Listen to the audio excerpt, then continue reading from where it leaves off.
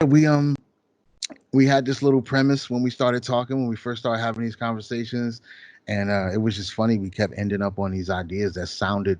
I could see from the outside looking in, it would sound like some cult shit. Like Yeah. people, but they were like, "Yo, is that a cult?" And I was like, "Let's just preemptively, brand ourselves as cult leaders who are trying to build the best possible cult, and that'll Right, just right, skip right. a bunch of conversation that we don't have to have with people." So that's the Yeah. whole. Listen, it's fun, man. We've been having fun with it. Hell yeah. That's your one of your homeboys that Yeah, y'all know each other for a while. yeah. Actually, back when Double Helix was together back in the day before we had kind of stopped making music together. Right after that, my homeboy Surreal was working with the guy who I'm doing the podcast with now. So they actually started making music together back then, and like they've known each other the whole time. He knows actually a few people that I know. Right. You know how it is around here, Tampa style. Oh hell. He knows Yeah. Soul Purpose. I think them two went like to school together or something like that. So, he's been around for a while. He knows a lot of people I know. So we just ended up talking. We hadn't had a real relationship over the years. We Hmm. didn't know each other, but Right. the past few years, we ended up talking here and there. He ended up coming up to the homestead and chilling and shit, and we were just having good conversations, just person to person. So we decided to start recording it. Yeah, man. It's dope, bro. I mean, and I think I was telling you like my concept for mine was really to have no concept. I used to find myself in conversations with cats. I mean, a lot of cats in the scene in the area and things like that. I be in these whether it be a studio session, we're listening to Right, right, beats or we're at any whatever, right? And I would always, and just by nature, I'm kind of a curious individual, so you know I would kind of get into well, what about this and what happened then, and you know what I'm saying, and it would always, and one thing about one thing about like the hip hop in the art scene and things like that, when you ask somebody about themselves, bro, or when you ask somebody about their art, they love to kind of talk about it. You know what I'm saying? They'll kind yeah, of go on. So, um, but yeah, man, and so the premise was, the name of my uh, joint is Convo Unedited, word, and so the premise, convo, just the dialogue, and then unedited was actually kind of like two part. Um, One, I wanted it to be raw, just like I said. I wanted it to be just whatever the fuck it is. That's what it is. So that's the unedited piece of it. And then I kind of took it. If you kind of break that down, that basically is like real talk.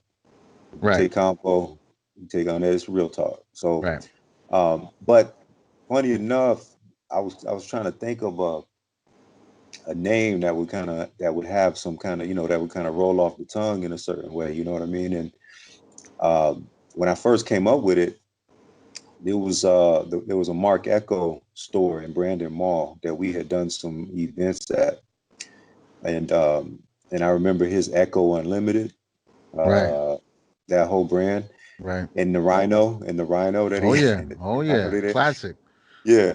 So I actually, the first kind of idea was Convo Unedited, so a take on Echo Unlimited, and instead of the Rhino, I had this bright idea. I was like, I'll do an elephant. You know what I'm saying? Word. I'll do an elephant. And so I reached out to a couple people to draw something up. But I'll be honest, man, I still uh I think I told you this idea is in perpetual, it's been in a perpetual launching state for a long time, man. I just so much going on. I haven't had time to really make this my baby the way I want Right, to, and, right. and make it, and make it look and sound and feel the way I want it to. But um, I recently, as you saw, I just kind of just put a bunch of old, random, unedited, horribly shot, audio was whack. I just put them out because I would never put them out before because I didn't like the finished product. You know what I'm saying? But I was like, you know what, man, let me just put this shit out because this is what it is. This is the reality is that, you know, half the stuff you see, it didn't look like that in the beginning. You know what Oh I yeah, mean? It yeah. started off in a rough in a rough state. So I was like, you know what, fuck it, man, just put it out. It's quarantine, ain't nobody doing anything anyway. Right. Uh, Give them something to kind of laugh at, giggle at, and so I put that stuff out, man. But it's also a reminder to get back in there Right. and tighten up and refine it and make it, you know, make it a little bit better. So That's yeah, dope, man. man. That's progress. That's progress. I think that whole paralysis of analysis they call it, that shit has held a lot of artists back for a long time, and it still will. It's still working on people, and I think anybody who's an artist has felt it probably at one time or another. You just want everything to be right, you want everything to be perfect, so you end up waiting and you hoard all of this material, and then as you keep creating, you look back at the stuff you have been hoarding and you're like, oh, now I don't want to release it because I'm better or I'm different, Right, and it right. ends up never going anywhere. So I think to just purge everything and put it out, that's getting free right there. You know what I'm That saying? is, So bro. yeah, Yeah, that's getting free. That's what we should all be doing, especially right now. There's no yeah, reason for artists to hold anything back right now. People are right. succeeding and just expanding their brands and scaling their businesses at fucking exponential rates. It's immeasurable. You can't. There's not even a metric for it. You know what I'm saying? Somebody buys a $30 beat off SoundClick or something like that, and they Hmm. fuck around and it's Old Town Road. Right, right, right. There's no metric for that. There's no measurement. There's no index. We've never seen anything like that in the history of human existence. So Exactly. with that being a possibility, and not only is we've seen it happen a lot of times by now. People Hmm. come out of nowhere with random stuff and it just happens for them.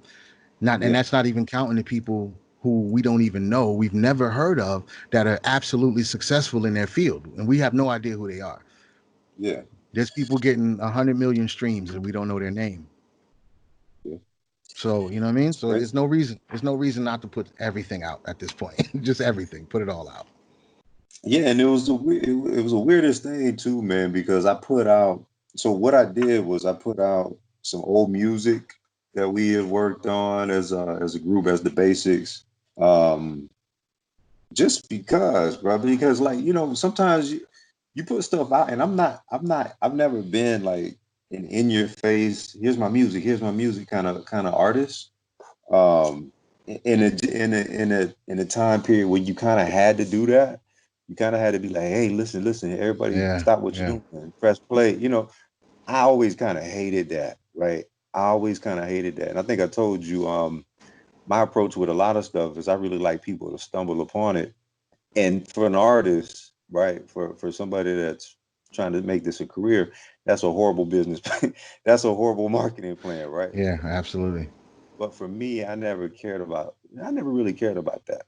So, but it was funny because I put out some old shit that uh put out a couple videos, couple songs, and it was like people responded to it like that was their first time ever seeing it. So I was like, did I do a horrible job of putting this shit out the first time Right, for y'all? Because I did not get this reaction. Like there's a couple videos where people reacted and shared. It's one thing for somebody to like a vid or comment, but then for a person to share it, that's right. the that's like the ultimate homage, man. So I was like, I kept getting these shares, and I was like, you realize I put this out like 7 years ago. Where was you know what I'm saying? Like it was Right. kind of funny how that shit kind of it was just funny, man. I mean, part of me was like, where was y'all at 7 years ago when I needed when I I hear you. needed I hear you. But times are changing too. People are Yeah, changing over time. That should tell you that you was ahead of the curve a little bit, maybe as far as the consciousness of the music and what type of energy you were putting into it. If people maybe they had to mature for right. them to No, feel it. You know what I'm saying? That's a possibility. yeah. No, I totally agree, man. And I actually say that all the time, man. It's all about timing. It's Yeah. about timing with all of this stuff, man, because that's a perfect example. But I mean, even an Old Town Road. I mean, yeah, that wouldn't have worked 8 years ago or 2 years ago or whatever it was. Right. It's a timing thing. What's the climate like? And that's why it's so difficult, man. That's why I applaud artists that are able to um, figure it out year after year. that's why you got to tip your hat to a Jay-Z or a not, any of these Oh guys that yeah, yeah. had longevity and top quality product over and over again, because it's easy to fall off, bro. Oh, absolutely. The whole game is made for you to fall off For and make sure. room for the whoever the next hot thing is. You know that Right. that's definitely how it even started. That's how the whole shit got popular, is because people wanted to take somebody else out of the perceived top spot.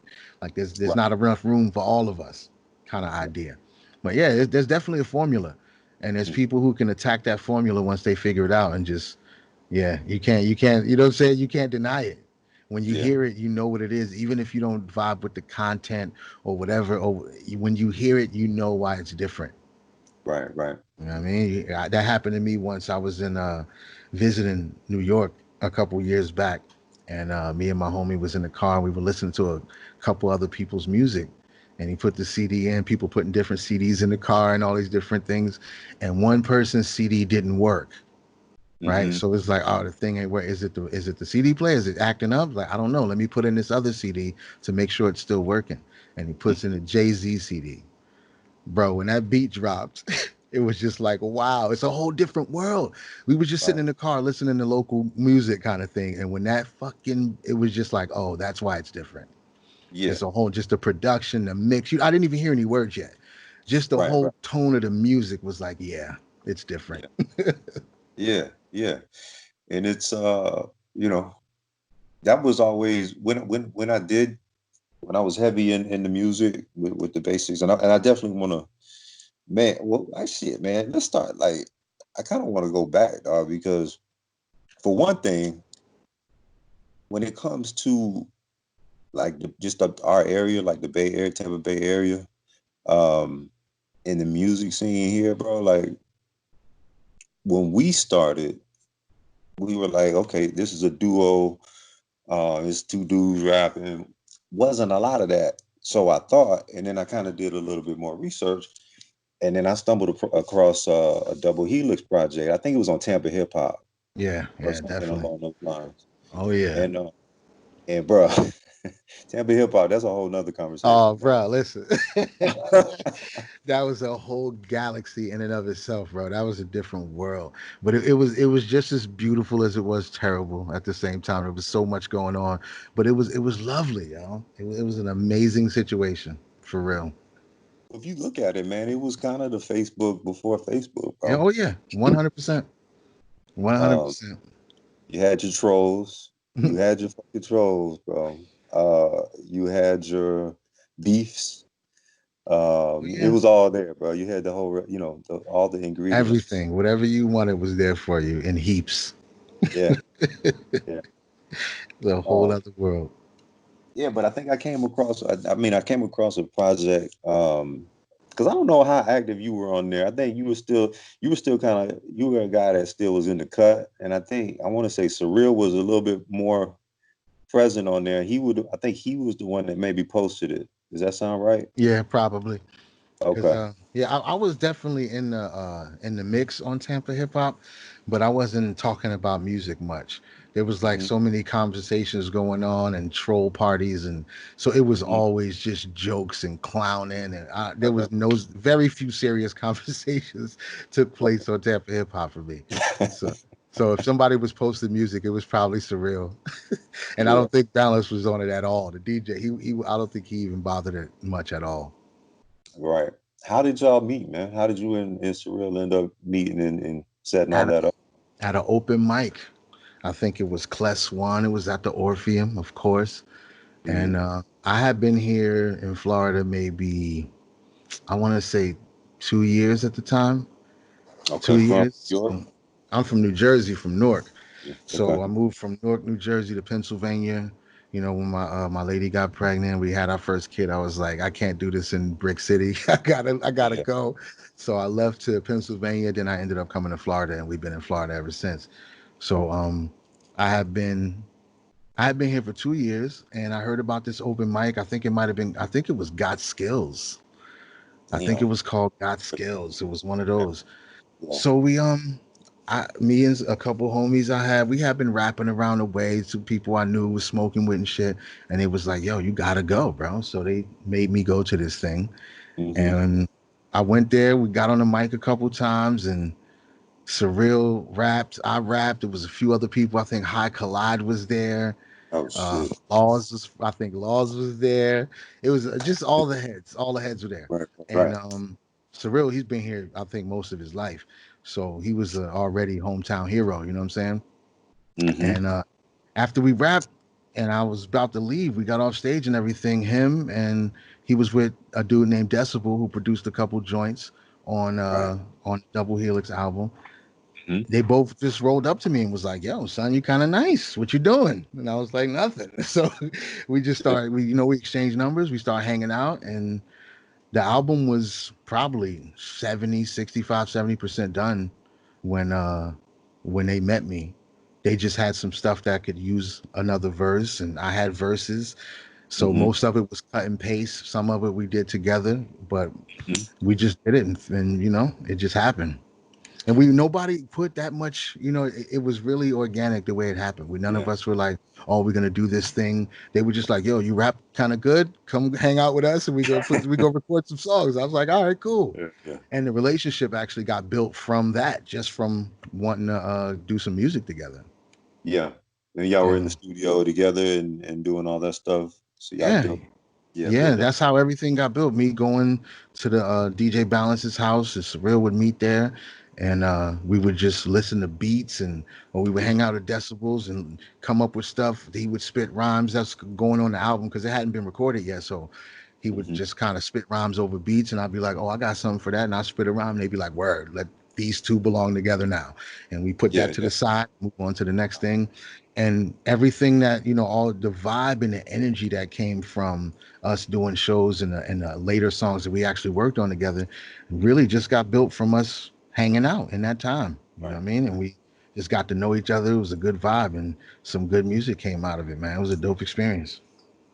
Hell yeah, man. Shout out to the friend who told you to go to the open mic, bro. Yeah, We yeah. gotta shout you guys out, bro. Yeah, yeah. Big ups to that guy for real. If it's not for those dudes, bro, because I think I kind of got in the game the same way. It was like one of my boys was like, "Yo, you need to do this," type deal, and so we got to shout them out, man. They Yeah. believed in us before we believed in ourselves, bro. Yeah, oh yeah, because I wouldn't have went. I just wasn't, even from Jersey, I wasn't even thinking about recording any music. I just could rap. It was just a part of my whole, you know what I mean? Right. It's just part of your character. It wasn't something I was trying to align myself with professionally. Right. I'm just a dude that can rap, and that's all I ever saw it as. Being Jersey, just on riding the bus from, where I got on at all the way to the mall, 30-minute ride on the bus, me and four other people I don't know freestyling in the back of the bus because that was just the culture of the time. Mm-hmm. And so when I got here, they were like, they had NPCs, they was making beats. It's like, it was just a step up from the consciousness I had about it. That was, Right. Right. I think I had recorded a song or two, Right. by the time when I had met them, but it was nothing serious at all. Yeah. No, I was kind of the same way with my situation with my partner Gage, who was a producer. He was from New York. He was from upstate New York, but he had a record deal at a young age. Um, so he had a lot more experience as far as like how things are supposed to go from a industry standard standpoint. You know what I mean? Like this is the Right, programs. This is how you. I didn't know, man. I didn't know how to count up 16 bars, bro. right, None of it. I was just. Um, I definitely just had a lot to say. I mean, I had a lot to say. I had a lot on my heart, you know what I'm saying, during that time period. And he did too. And so with me and his meeting, I reached out to him because I was looking for production. right. And so C Renee, shout Mm, out C Renee. absolutely. I was kind of working with C Renee on different projects with another artist, a friend of mine. You probably know him. You may or may not, but Tiger. He's an 813 dancer, but he I rap. don't think so. Okay, but he had a project that he was working on. I was kind of like working kind of in a management capacity, just helping out. And C Renee had sung a bunch of hooks on his tracks, and so me and C Renee had a relationship, and I told her, I was like, yo, I think I want to I think I want to start, doing my own stuff. I need some beats, and she happened to know Gage, and she connected us. I reached out to him, and I rapped on some stuff, sent it over to him, and he was kind of like, "Yo, same scenario, like, yo, you kind of, you kind of nice with it, you want to work on some stuff together." And it kind of happened the same way, except he didn't have anything. We didn't have it. There was no project in mind at that point. So we kind of figured out what our sound was going to be together.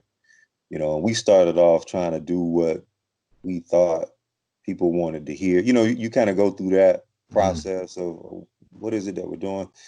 Um, I still have all those songs too, man. We just sit back and laugh at them all the time, bro. It's like, what the fuck were we doing right here? What was this one? But it eventually came together because we just had a common ground. He had lost his mother, um, you know, not that long prior to us meeting.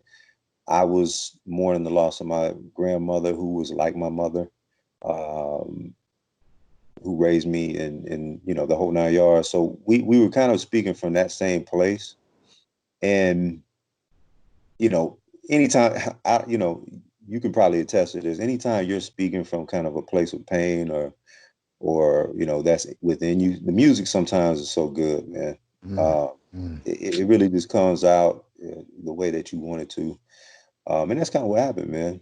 Yeah. And, it was really just, hey, we got to get this off our chest.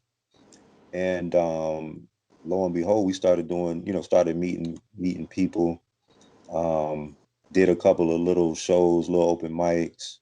People started gravitating towards the music, man. and Dope. uh and we had a nice run, man. We had a nice run. But I was going to ask you, when you guys finally completed your project, right? How good did that feel, though? It was awesome for me because I hadn't really been involved in anything like that before. Surreal had put out music before, complete projects and stuff Right. before we did the double helix thing. So for me, it was cool because, like I said, I hadn't done anything like that before. And then at the same time, we weren't really doing a whole lot of shows or anything like that before the album. So there Hmm. wasn't, I mean, there was some activity already going on. There was, Right. a little bit, but after the album was done and the things that happened after that, the shows and the Mhm. experiences I had after that were just like, yeah, it was nothing that I ever could have planned Right. for or expected to have. It was crazy, crazy. Yeah, it's funny, man, because then you become that guy, bro. You Yeah, become that guy to those people. You know what I'm saying? I was just talking to my buddy about this, bro. Is once you kind of proclaim and make public that you are whatever it may be, whether it be artist, rapper, actor, whatever, right? You become that to those people, man. So it was a weird thing for me because I'm from Tampa, bro. I'm from right. here, and in my school, in my area, there wasn't it wasn't really it wasn't a bunch of we had talented kids there, but they were never showcased. It was never like super cool to be the singer dancer dude. It was there. You had those guys, but it wasn't like I was going to my boys and saying, "Yo, dog, I want to do this and do that," because it wasn't really, there wasn't really a vibe yet. And so a bunch of people that are from here that didn't even know I made music, but I've known my whole life, started to know me as the dude that made music. So everywhere you go, hey, when's the next album dropping? It's like, dog, you know me from elementary school, bro. What are you talking about? You know what I mean?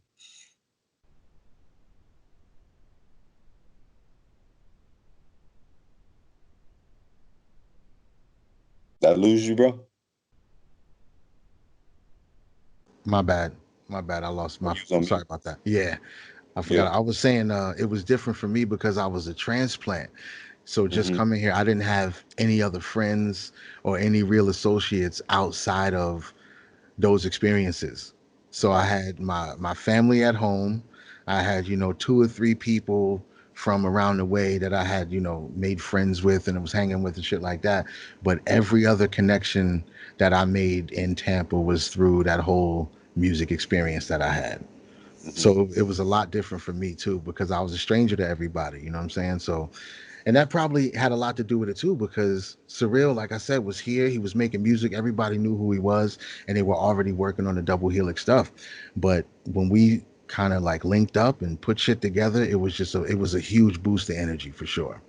It Yeah. gave us, because it was just bringing in this element that nobody had, and then was like a little reggae vibe going on. It was, you know what I'm saying? It was just very different than a lot of other stuff that was happening at the time. And like you said, timing, it was Yeah. just a perfect alignment of everything, and it just worked. Yeah. That vibe, bro, that vibe that you bring, it's unmatched, man. Like that tone, it's the tone and the vibe, right? That's the thing. I was like, that caught my eye. I mean, that caught my ear when I I heard it. Like appreciate it, man. even back then, I was like, oh shit. I definitely And I think appreciate it. Yeah, yeah, I was like, Bongo Dread.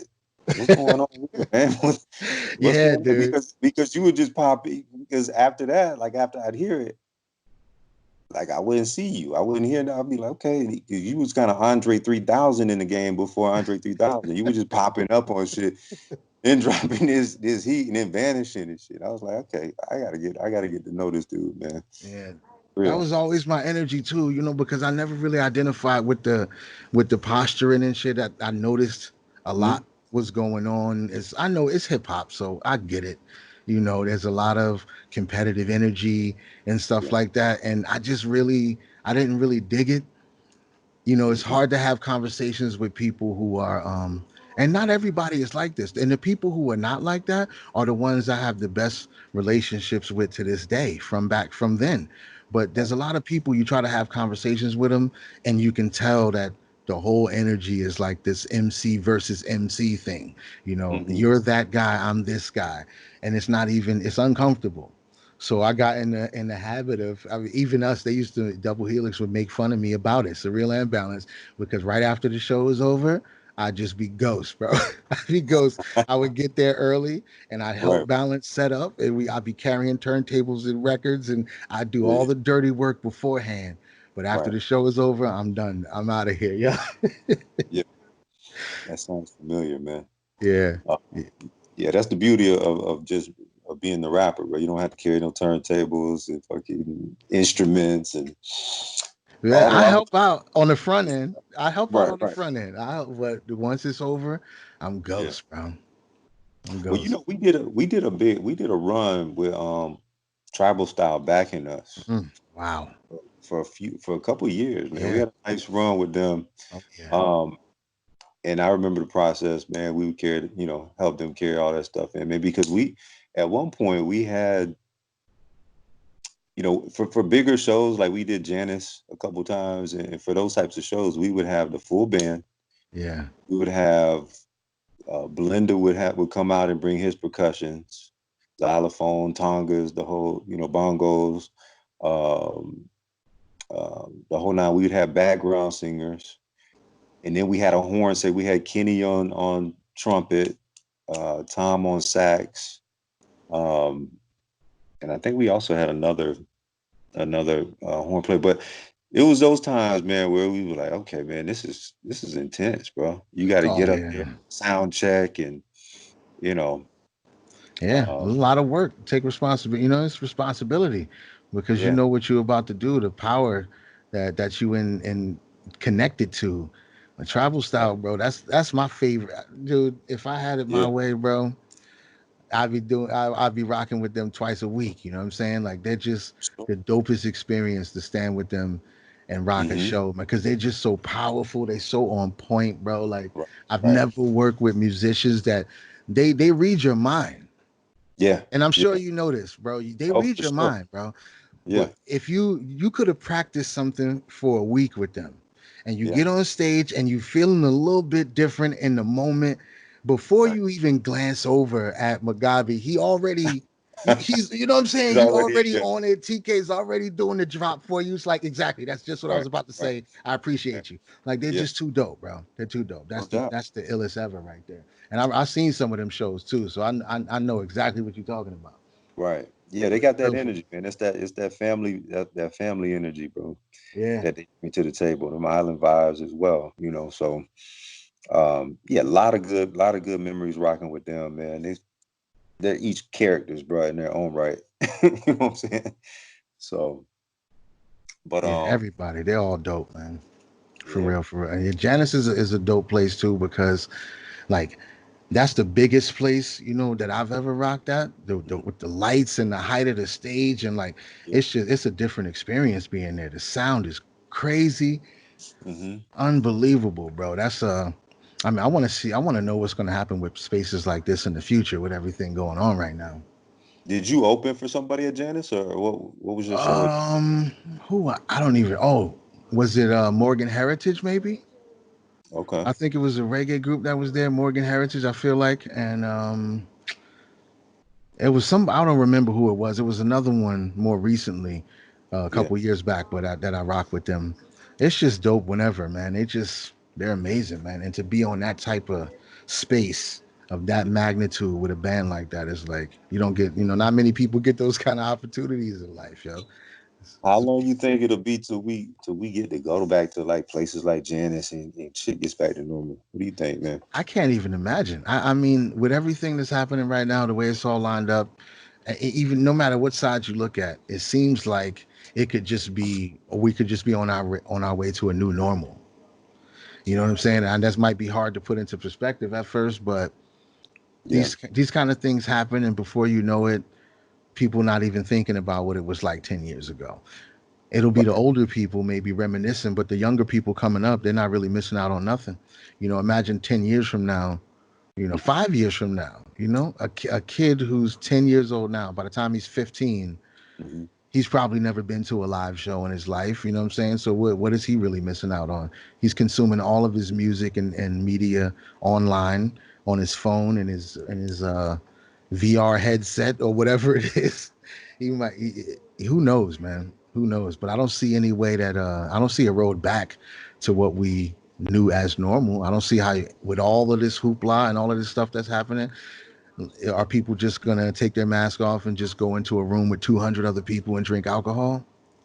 Right. Right. I You know know. what I'm saying? Like, are you just gonna do that when they say? So if they say in a week from now, okay, everything's fine, you just gonna go to a bar, huh, and just go eat the community peanuts out the bowl and shit? Bruh, that's the same thing I was saying, man. Like, yeah, first of all, I'm not taking any direction or looking for guidance from my local politician. It'd be nice to have a strong leader in that position, but even so, I have to be a free thinker. And I encourage everybody, man, be a free thinker. People are looking for these guys to tell them when they can go somewhere and where they can go. I didn't need the governor to tell me not to go or to stay home or not to stay home. I'm staying the fuck home, bro. Right, right. You know what I'm saying? There's a pandemic. I believe in science. You know what I'm saying? Not only do I believe in science, but I do my research. You know what I'm saying? Right, I investigate from all angles to make sure what's the right thing to do. What's the best thing to do? Not right, necessarily the right thing, but what's the best thing to do? But it's crazy, man, and I agree with you, bro. I don't know that there'll ever be a time where we're back, you know, throwing hands up and waving them side to side, passing the blunt, you know, right. um, I don't know. Can you? And to keep it all the way real, that shit was probably always a bad idea. Mhm. To keep it real, I mean, with all, do people know what human, papilloma, whatever that shit's called, virus is? Like, there's all kinds of shit that people have been interacting with, not realizing where they got it from or how easy it is to exchange certain shit. So, I mean, maybe it was never a good idea, and now we're just realizing how bad of an idea it was. Yeah, that's a good point. I mean, look at you want to know what's embarrassing? Look at the number of drunk driving accidents. Look at the how that rate has dropped in the past 6 months. I haven't kept That's up what's with it. embarrassing. Is it what did it drop to? Oh, bro, I gotta find it. I'll send it to you. I'll link it to you. It's ridiculous, bro. I mean, It's crazy. it's so much because you know why people are still drinking, but Hmm. it's you're less inclined to travel if you already drinking at home. Right, right, You're right. not going to, very few, you got to be a special kind of idiot to leave, to get drunk at home and then leave drunk. But trying Right. to get back home when you're out drunk is different. Hmm. That's Hmm. almost like a biological imperative that you can't even fight it. You're like, I have to get back home no matter how drunk I Yeah, am. yeah. So I'm gonna it's squint, different. close one eye. I'm gonna get to the Right. house. I have Regardless. to. I have to. Yeah, So with yeah. people not being able to go out and drink, you have less people in that, coming home drunk. I mean, come on. But how many people you think driving home drunk from Ybor every weekend? Right? Very little. Like, Yeah. I I'm mean, not. and before, think about before, how many people were driving home drunk from Ybor? Yeah. A whole lot.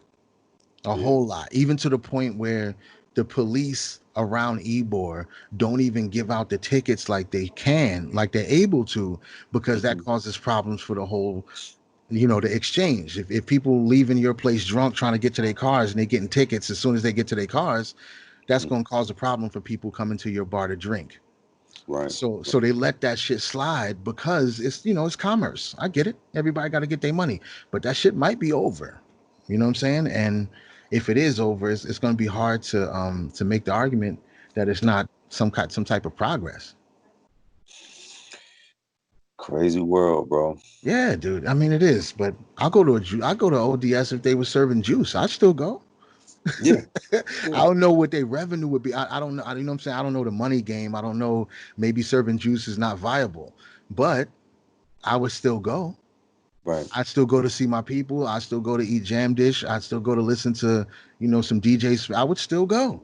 If Hmm. they couldn't serve alcohol anymore, that wouldn't stop me from wanting to patronize that energy that you get Right. at ODS. But No, so, but that's not the only thing that's stopping. That's not the main thing that's stopping them, though, right? Isn't the main no, thing no, just but to that they're set up for alcohol and like that whole vibe. right? But it's still that many people in a small place. Hmm. It's going to be a problem. So I don't know where we go from here. I don't even know if the whole. I mean, aren't they still doing? Haven't they done Rock the Park? I thought they did that once or Uh, twice in the middle of this whole thing. I'm pretty sure I saw it advertised. I think they did a virtual Oh, rock okay. the park. I believe it was a virtual rock the park. I could be wrong about that, but Because I would think at least outdoor, the way it's set up, outdoor, everybody's kind of spaced out anyway. I would right, right, think it might work. yeah, Everybody, but it's outdoors. So, but who knows, man? Depending on who you listen to, there's enough conflicting information for you to either think the world is going to end or it's all mhm, a conspiracy theory and there's no such thing as a virus or a disease. exactly, yeah, and There's you there's just have enough to information out there to pull you either way.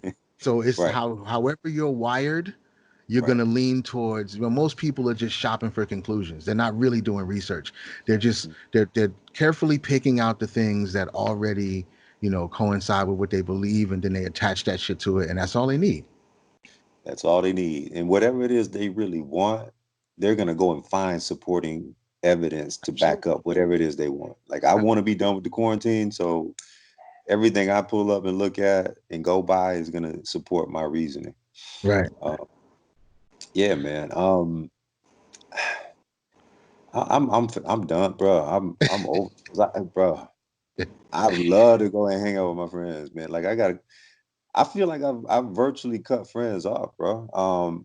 Because I got one of my best friends. He works in detention, so he works at a juvenile detention facility. So he's still going in, and they just had a case. They had a case hit their facility, but even before that, I was like, "Yo, bro, I'm gonna holler at you, dog." This nigga tried to come by. He tried to come by, but he was like, "Yo, we gonna come by and barbecue." And I was like, "I'm gonna holler at you, bro. We'll miss each other even more, bro. It'll mean that much more in 6 to 8 weeks or whatever the fuck it was." Right. Right. Okay, Right. but I just, and it sucks, man, because I don't consider myself I don't know how. I think I'm one of those extroverts. Um, for those that know me and I'm close with, I can be an extrovert, and I like to be around those people. Right. Other than that, I'm good. You know what I'm saying? But other than that, I can be, completely in solitude and be fine as well. But it's after some time, man, it does start to get to you because I work from home. Right. So when I get off, I'm still at home, you Uh, know. Uh, wifey is working from home as well, so we're looking at each other all day, every day, which which ain't is a bad thing. beautiful. That's It's beautiful. beautiful, Absolutely but beautiful. she needs her time with her friends. I need my time with my friends, Right. and luckily we don't get on each other's nerves too bad. But I know some people are probably going through it right now. A lot I've already heard by some the people. looks of Facebook, I said, by the looks I'm of social telling media, a lot you, of people going through it. A lot of yeah, people realize that they haven't done the best job at creating their environment. right, Because when the biggest realization that you come to is sparked by the fact that you just have to stay home with your own family, right.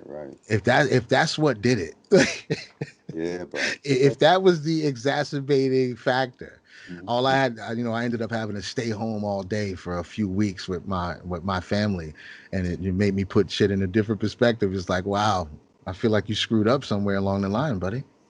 She's still here. I woke Yeah. up. She's still Yeah, yeah, people been complaining like crazy, but hey, it is what it is. Maybe it's just here. part of their journey. Hopefully, Right, they right. heal from it and they get happier. But it's definitely entertaining, for sure, But I for think, sure. but the way you put it, bro, is that's the perfect way to put it. They did not set up their environment. They haven't established what that is in the household. And one thing that I do appreciate about this whole quarantine life is that I got we run this. The system runs. I mean, the processes run in the household, man. It's been, we had to do the online schooling. Right. uh so we sprung into action on that. And we had it running, man, like a well-oiled machine, bro. It was, Dope.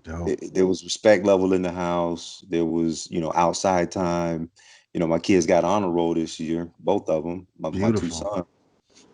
And a lot of that had to do with just the balance in the household, because I know when they leave out the house, the schools ain't doing what I'm doing. Right. They're not eating right. Right. They eat whatever's in the cafeteria. So they're eating healthy snacks. They're eating good food. Um, they get to go outside, get some fresh air. They get to lay down and just stare at the sky if they want to. It's Um, beautiful. Sleeping in a little longer. All of those things contributed to, just a better experience. So I actually like that part of it. And you know, things are cool. Things are cool. I mean, movies. We watch. I got the kids watching movies, and I give them different. It's almost like assignments. All right, I want you to, like, last night I had them. Okay, go watch Tuskegee Airmen. Tell me what you Mm, think. You know what I'm nice. saying? Nice. You know, Yeah. and, Well, and that's yeah, dope. That though you noticed that those things made a difference in how they process and how they behave and all that kind of thing. And that's facts, man. That's facts. That's the whole reason. Everything you named is the whole reason I started homeschooling my kids like a long time ago. We made the investment years ago. I got a 21-year-old and a 19-year-old, and we started homeschooling them when they were in like third, maybe fourth grade. And wow. then I also have two sons, and Hmm. my oldest son is about to be 13, and we've been homeschooling him and his younger brother their Hmm. whole life. How's the younger brother? 10, Ten. 11. Okay. He's 11. 11. Yeah. So I got a 13-year-old son. Um, my younger son is 8. I got a 27-year-old daughter. So Nice. yeah, 27-year-old daughter, and I got a grandson. She surprised me with about a Word. few weeks ago. Yeah. Hey, I'm pregnant. All right.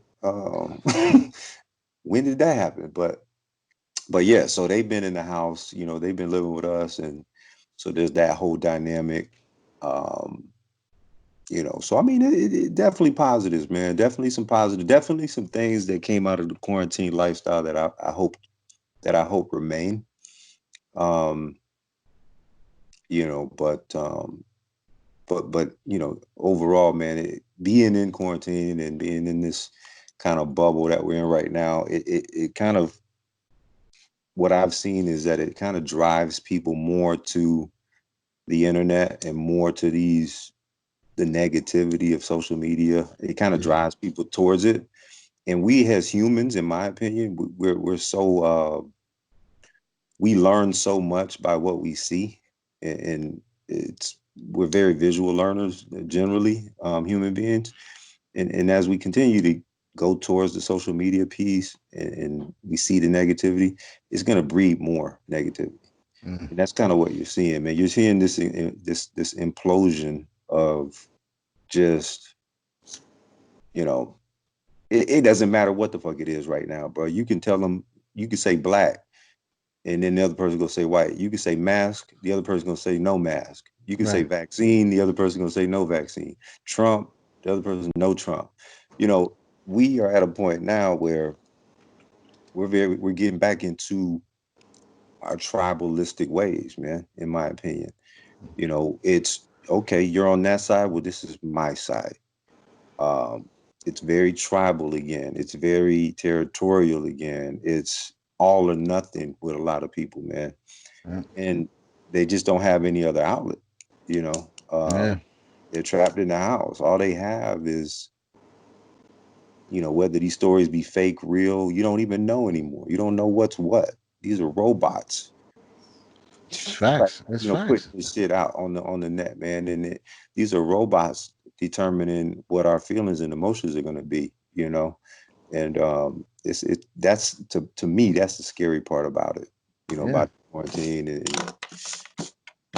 But I know you're It's into. I mean, I know you have wide concepts and wide ideas about that type of stuff, man. Because that's one of the reasons I want to talk to you about this stuff, bro. Yeah, I feel like like we were saying earlier, people are shopping for conclusions. They're looking for things that already feed into what they believe. So when you set your timeline up, like we were just saying, people are not setting up their environment the right way. Your timeline is the same. If you have people who are easily agitated and they're ready to argue, and you partaking in these arguments, you're gonna see all of this stuff. You're gonna see people posting these articles and all of this inflammatory shit because we allow it to come into our consciousness, and we don't process it properly, which is also the problem with the tribalism. The tribalism don't have nothing attached to it. It's identity politics. You look like me, so you're supposed to think like me, or you in my age group, so you're supposed to know better, or whatever it is. It's Right. not connected to anything. It's not vibrational tribalism. Hmm. You're not a lot. I want to see somebody who says, I align myself with compassionate people. If you have to ask me what color those compassionate people are, you lose. I don't want to talk to you anymore. Right. We're done. Like, so why do we even have to go there? So there's things that we can be connecting ourselves with that don't have anything to do with color. Anything, it transcends all of these other subgenre things that people want to discuss. It transcends Republican or Democrat.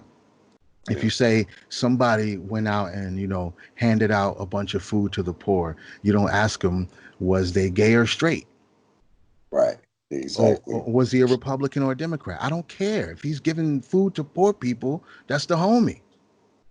It doesn't matter. So when people are practicing tribalism and it's only connected to race and all of these things that should be left behind when we're discussing how to improve our situation, nothing about how to improve our situation has anything to do with any of that shit. Yeah. So as long as that's what we're discussing, but like I said, that's part of people's journey. Some people are going to have to go through that to realize that it's fruitless. Hmm. It's absolutely fruitless. There is, in my opinion, the way the conclusions that we've come to in our discussions is, if it's not metaphysics, we're fucked. Metaphysics or we're fucked. That's the bottom line. Everything else we've been trying pretty much since the dawn of man, right? Since civilizations have been built. We've been Hmm. doing this. We've been having kings, we've had governors, we've had politicians, we've had all of this stuff, and it's been going pretty much the exact same way the whole time. We've been making slight improvements along the way. Shit's getting better, but not fast enough, in my opinion. We're still arguing over a lot of goofy shit. People are still dying unnecessarily because there's greedy corporations, and people want money rather than actually compassionately trying to heal and improve. So that's the Hmm. world we live in. You know what I'm saying? That's what we have to do. But Yeah. nothing that's on, to me, nothing that's on the list of fixing those problems has anything to do with the structure that's available to us right now. So I've completely abandoned it. I don't think I don't think we can vote ourselves out of this. I don't think we can Right. legislate ourselves out of it. I don't think we can socialism, communism, whatever, like whatever ism, whatever they want to talk, that's not it. It's not the way. Right. If it's not moving towards a spiritual revolution, is I think it's useless because Yeah. it's a heart problem that we have in the world, Right. you know?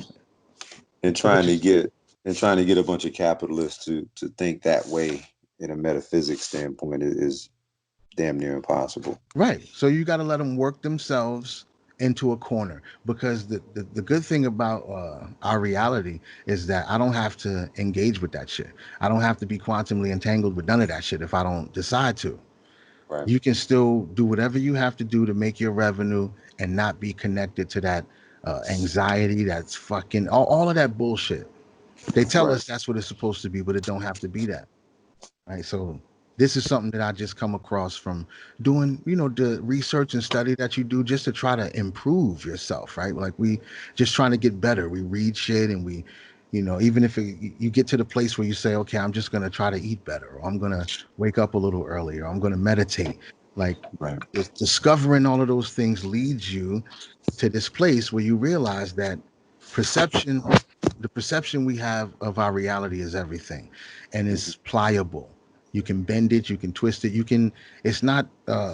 It's not concrete, and Hmm. we know that because standing in line at the counter waiting for your turn to pay for your items for 7 minutes is forever, Right. right? Right. But Right. 7 minutes holding hands with your wife goes Mhm. by in 30 seconds. It's nothing. It's gone because Right. you perceive time differently according to the mood that you're in. Right? Hmm. Good. Time flies when you're having fun. All that, like it's a cool saying, but it makes our reality pliable. It's the same 7 minutes, but we don't experience it the same. That says that our perspective affects our reality. 100%. Right? So if our 100%. Yeah. perspective affects our reality and I decide that I'm gonna change my whole thought process from being angry or getting mad at, if I decide I don't want to do that shit no more, Hmm. I don't feel the same way anymore. It's not just that, oh, I removed that thing. Now your whole body chemistry becomes different because you decided to be different. Right. Like think about as far as like evolutionary things. Like why does a placebo work? You know what I'm saying? Yeah. Why is it that you can give somebody fake medicine, but because they think they got real medicine, they actually heal? The mind is powerful, bro. I, Exactly. I Now that's some of the most powerful shit, and we just let it slide off. Like everybody knows about placebos, but we're right. not really looking at it for what it really means about our reality and the power of our own perception. Hmm. That's metaphysical. That's magic, bro. That's magic. That's not some medical shit that we should just be like, oh, I gave him a sugar pill and he got better. How? Yeah. Though? How? Well, bro, I've been listening to different people talk about the power of breathing Mm. and the you know I'm still early on in kind of my studies of it and research of it, but just the fact that we're not even breathing correctly, and that is having an effect on our overall health and and well-being and stuff like that, man. So Oh yeah. everything is powerful, man. The mind, obviously. I agree with you. I was going to ask you actually. One of the things I wanted to make sure I asked you, bro, because I peeped that you're on a whole different vibe in terms of self-sustainment and sustainability for yourself and your family and that sort of thing. But I know, are you growing your own food, or you have a garden, or what's that? Oh yeah, yeah. A lot of it. We have I got a acre and a half property out in Newport Richey. Okay. So some of it is actually like in a sort of swampy in the back because straight through my backyard is like a couple 100 acre wildlife preserve. So that's Oh, all that's behind my house for miles and miles and miles. It's crazy. right. So we just found this little spot, and once we got it, we knew immediately. As soon as we got it, it was like, I'm about to start planting fruit trees and just, thinking about some legacy shit rather than, what can I sell this property for 5 years from now kind of thing. Right. I'm just thinking long term, like back in the day, how people used to pass their properties down, grandchildren, like that kind of thing. So I'm just Mm-hmm. going to plant fruit trees and learn how to grow food. We're going to get some chickens and just for the experience.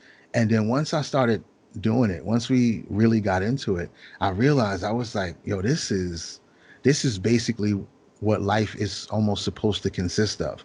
Everything else starts to feel foreign. Yeah. Everything else Get starts back to to the feel foreign. basics. Yeah. Right. Get back to the Absolutely. fundamentals. Yeah. Right. It felt so I felt connected to just, human history. It's like this is what you're supposed to be doing.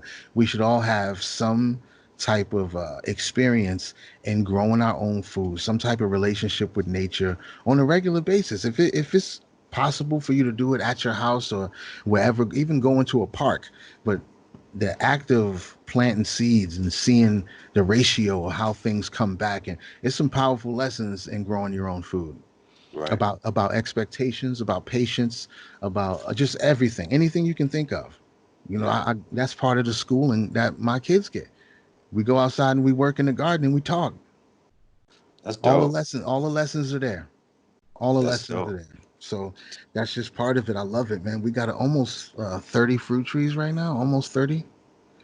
That's crazy. Bananas and figs, Yeah. papayas, Right. peaches, all kinds of stuff. So, You and love it too, bro. I can oh tell. man, it's Bro, my life improved so much exponentially. I can't even, it improved so much just because at first it was just the work because Right. I said, we're going to grow some trees. And the way we decided to do it is we saw this documentary called Back to Eden before we got the house. And it was this guy who was like, yo, commercial agriculture is all wrong.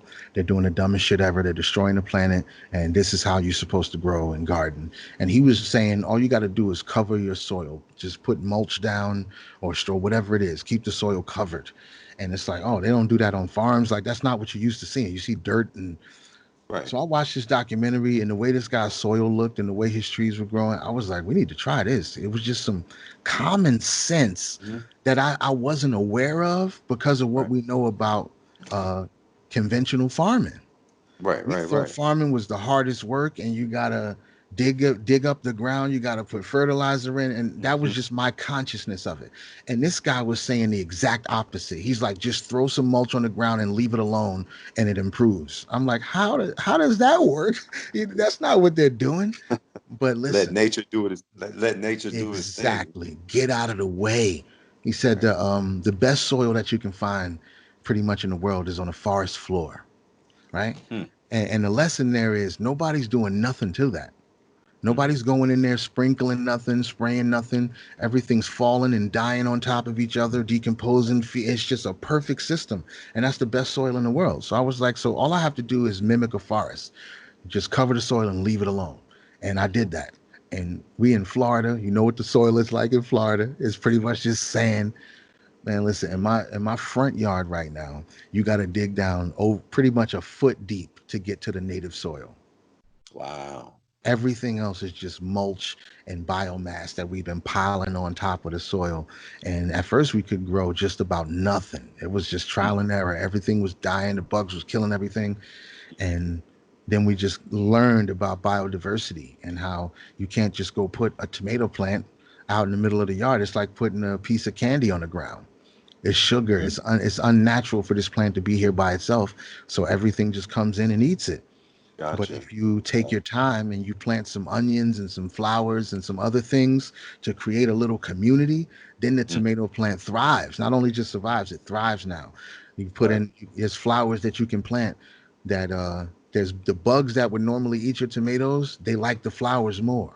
So you plant the flowers first, let them bloom, then you plant your tomato and they ignore your tomato plant to eat the flowers that you gave them. It's Oh, it's it's genius, right? it's And game. nature Yeah. nature did it, right? That's the best game ever. Yeah. And nature Yeah. did. No, that's dope, man. I'm notorious for killing plants. I just can't. I don't have a green thumb, man. My daughter, though, on the other hand, she somehow or another, bro, she got into plants. I don't know how it happened, but like over the past maybe I would say over the past couple of years, she started getting into plants, and then over the quarantine, she got even more into plants. So there's a bunch of plants in my backyard. I have a lemon tree. We got some aloe back there. We Nice. have um, we tried to grow. We're trying to grow plumeria Yeah. tree.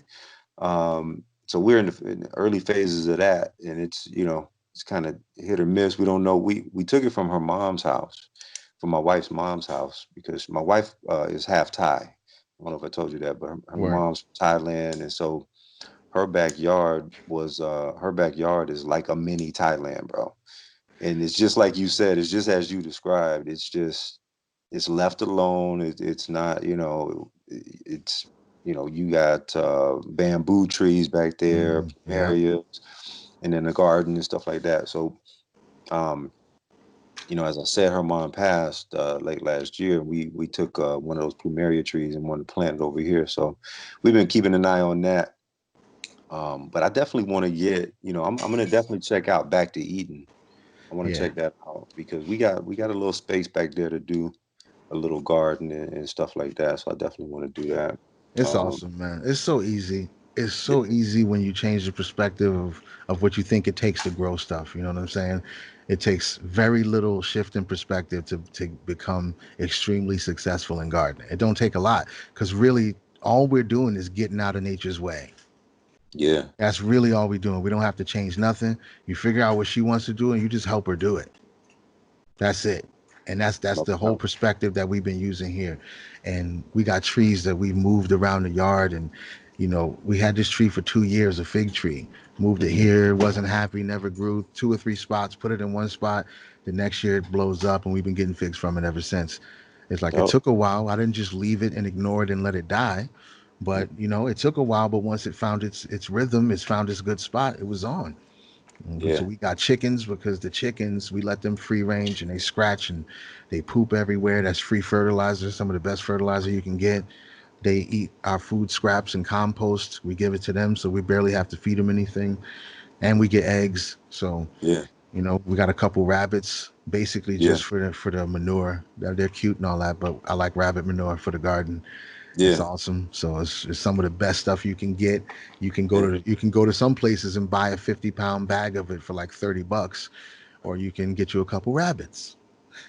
So yeah. I got a couple rabbits. So we probably gonna be getting more too. And we just try to it's just a long-term thing for the most part. Like I said, I plant mostly fruit trees. We do Mhm. grow some squash and some greens and some spinaches, mostly perennial stuff that I don't have to plant every year. Mhm. I've learned this over time. It's fun when you go buy all your seeds and it's a Yeah. certain time of year you grow certain stuff, but it's a it takes so much time for you to get so little back. Right. The best investment is to plant things that grow all year, every year, and just Mhm. maintain themselves. I got a few spinaches and stuff I can go outside, get a couple handfuls of. I got sweet potatoes everywhere, which is good ground cover, and you can eat the leaves. And certain time of year, you go pull up the roots and you get a bunch of purple sweet potatoes out of the ground. So, they're just there, installed, living their life. Yeah. Yeah. And Yeah. whenever I want potatoes, I just go send my sons outside with a bucket and they come back with a bucket full and we have Uh, potatoes. that's dope. And when I don't, and they just they're growing at all times and they cover everything. They're all over the property. And I bought one potato because I had never seen a purple sweet potato before. Yeah. I go to a farmer's market. I saw a purple Right. sweet potato. I was like, yo, that's dope. I Let took me it get that. home. Let me get I that, yo. gotta have that. I took it home. I put it in some dirt. It started growing, and I broke Yeah. pieces off, planted one here, one there, bro. Right. And now they not only do we eat them, since purple sweet potatoes are fairly rare, I sell them online, sell them on eBay, bro. Damn. I go Nice. outside, I pick little snips that's like 3 inch, 4 inches long. Take them, snip 20 of them for $20, free shipping. Put them in a box and send them to people. I I don't, didn't know I'd be on the phone with the purple sweet potato plug, you know bro. what I'm saying? I I look didn't know that up, was you, right? bro. That's me. I I'm your heard about you guy. in the streets, buddy. I heard about you, buddy. I'm your guy, bro. Like I'm out here, and it's in the front yard growing. That's dope, man. You know what I'm saying? So, And it's so just when you do that type of shit, when you take that type of initiative, nature will provide you. It comes back. Uh, So what's your daily routine, man? I mean, you sound like it sounds like you eat eggs, right? Are you a vegan, Yeah. vegetarian? Nah, I don't really, we change throughout the year. I don't really have no discipline when it comes to that thing. Right, right. We keep track of stuff. I try to eat as clean as possible, Mhm. not too much processed stuff, just smart decisions, but I'm not like strict about pretty much anything. Yeah. We kind of do what we want. But yeah, we only pretty much eat our own eggs for the most part. Hmm. Once you eat backyard eggs, it's hard to go back. Hmm. It's hard to, and I know it sounds cliche because it's like, oh, have you tried the homegrown? But it's very different, man. A fruit that came off a tree before it was ripe, so that it could be shipped and sit in the store for 2 weeks, is Hmm. different than a fruit that grew to absolute maturity connected to the tree. Right. It's just different. It's absolutely different. The best fruit I've ever tasted in my life came Hmm. right off the tree. You know what Hmm. I mean? So I said I'm gonna invest in that. Yeah. I've Yeah. invested in that, even if it takes 5 years. That's one of the things that used to discourage me when we first started was mature trees cost so much, but the Hmm. tree that you're going to pay $20 for is so small. Oh, it's going to fruit in 5, 6 years. And you're like, I ain't got 5, 6 years to wait for grapefruit or something like that. But Yeah. you have no idea because you're not just waiting for the tree to fruit. You're not just standing there staring at it for 5 years. You put it in the ground, you treat it nice, and you don't worry about it. And then before you know it, you got 40 grapefruit hanging on the tree in the front yard. It's Yeah, not, man. you know what I mean? And those 5 years passed like nothing. Right. Like Right. nothing. I'm just glad I made a decision. I said, let me just go ahead and get it, put it in the ground. Yeah. And then every year you're getting fruit from that Every tree. year. Oh yeah, every year. And then we get, like I said, I have different trees at different levels of maturity. I have some that are just starting to make fruit, some that haven't made fruit yet. I got banana trees that, it's probably 7 racks of bananas outside right now. So Hmm. you got to give them to the neighbors. You got to, then when I go to my homie's house for a barbecue, I got to take a rack of bananas. Like, here you go, bro. You know what I'm Yeah. saying? Because you get so much. Like the way nature makes return on your investment, nothing else in the world works like that, bro. There's no stock market. There's nothing you can invest in that pays back like nature. And I've used this a hundred times. Everybody who knows me has heard me say it. But you plant one tomato seed, right? Yeah. You grow a tomato plant. That plant has 10 tomatoes, and each of those tomatoes have 200 seeds. Damn. You know what I'm saying? What Yeah. what else makes a comeback like that? It's that super flip. Right. So I Yeah. buy one tree for $10. I wait 5 years, and then I get pounds and pounds and pounds of grapefruit for the next 20 years if I Yeah, treat the bro. tree right. It's a no-brainer. Yeah, man. I It don't is. understand And why more yeah, people don't have fruit trees on their property. I don't get it. I'm like, yo, you just wasting money, right? that's a fact, bro. That's a big fact. Yeah, I mean, I think if more people had that sustainable, means in their, it would help out a lot, bro. Help in all aspects of life too. Absolutely. All aspects of life, man. 100%. Because you be eating better food. You Yeah. you got some type of relationship with nature where you go outside and you do a little bit of work a couple times a week. You trim your trees and you make sure they're doing all right. And it's just that husbandry that takes place is Right, good right. for the spirit. It's good for the spirit just to have the responsibility. I planted these seeds. I got to go check on them. Yeah. Let me make sure they all right. Let's see if they need to be watered or all of that interaction that you have with nature is just good for you. Let me ask It's you this, bro. Let me ask you this. So you come from what part of Jersey you from? Newark. So you come from Newark, right? Yeah. So how did you get into this aspect of this, kind of the nature thing? I mean, when I think of Newark, I don't think of Oh yeah, that's fruit Brick City. trees and none of No, that. no, You know what no, I'm that's saying? Brick City, bro. Brick So how, City. So yeah, when I how did got you get into it? while I was here, I think maybe three years before we got this house, somewhere along the line, we started to see this show called was it Doomsday Preppers? Mm-hmm. So Doomsday Preppers, we used to watch this show all the time, and it just had me a little bit, freaking out at the time. I was just like, damn, this is crazy. These people got underground bunkers. They got 800 pounds of rice. Like, I felt like I was failing at life because Yeah. I didn't have 1,000 pounds of rice. Yeah, Watching this dog. show, I was Yeah. like, yo, am I fucking up? Am I not doing enough to protect my family and shit? So we Right. start thinking about that. So I, Mhm. fearfully started buying little pots that I could grow tomatoes in, or a little passion fruit plant, and just trying to, get into the vibe of doing something to provide some food. I planted Yeah. some food in the backyard of a little house I was renting and all of that. And then somewhere along the lines, I think I had a mushroom trip in between, and then I saw Back to Eden. Right, right, right. And Back to Eden helped me kind of transmute that fear into a different energy, because I started to think about the possibility of abundance instead of thinking about the possibility of lack and Mhm. scarcity. And it's a small shift in perspective, but that made all the difference, y'all. So I wasn't approaching it with so much fear.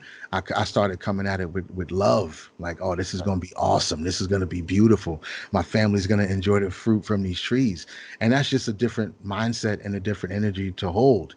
So, and that's Yeah. where it all started changing. But this happened recently. This wasn't nothing that I've been into. Like I said, I've been on this property for 6 years. Right. So before that, I had a little tomato plant in a pot outside my house. Yeah. That shift in perspective that you talk about, bro. I noticed that you have a slight, a unique perspective on it, on a bunch of different stuff. I'm just wondering where that came from. Um, That, I think most of it just really got to do with positive mind state, spirituality, that kind of thing. And yeah. I've always been a big skeptic. I've been reading bugged out shit since I was 15, 16 years old. Like, Yeah. reading Behold the Pale Horse. And I don't Right. know Right. if you know Right. about, Yep. who Dr. York is? I'm not sure who that is, but I Okay. read Beyond the Pale Horse as well. I have But that it's book. that kind of stuff. So Dr. York Yeah. was just like, it was like this fringe kind of religion thing with Okay. this guy. It was, but dudes, aliens, all kind of stuff I was reading as a teenager that had me just training myself for deeper thinking. You know what I'm Gotcha. saying?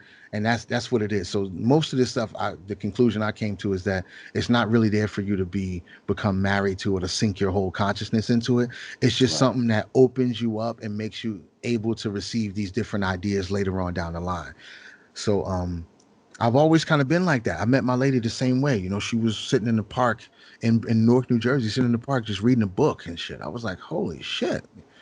Like, she's reading a book. I need to talk to her, right? So once I got older and started studying some more things, me and her been together. She's completely, into the spiritual, intuitive side of things, and I Right. was more into the science and research and debunking religion side of things.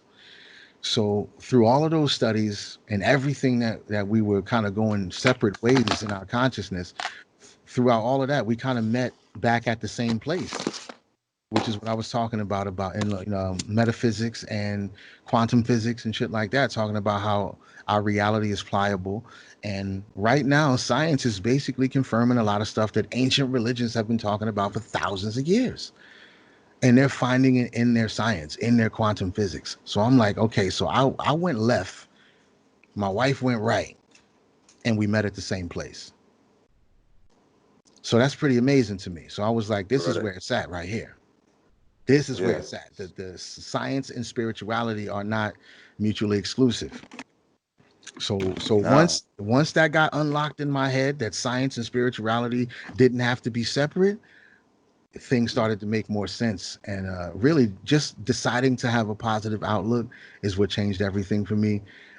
Embracing stuff like positive affirmations and a lot of stuff that gets Right. thrown off. They call it new age, or is woo woo people, whatever they call it. Mhm. There's a lot of validity in that kind of stuff. And the reason that I Yeah. know it is because I went the other way to try to debunk it through science and found out it was true. Yeah. And then you find out that a lot of this has just been right under your nose the whole time. Absolutely. It's common sense, it's common practices that we've gotten away from generations after generations.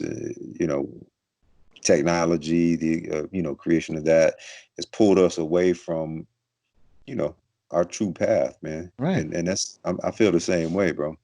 Um, but I, but I feel every day like I just got to continue to work at it because I'm still, you know, um, I'm still plugged in, I guess, to the, the best way to Yeah. say it, It, it so it's a lifelong journey, bro. yeah, Period. bro. Yeah, Period. You're going to be at it for the rest of your life. It's always going to be work. It's always going to be effort.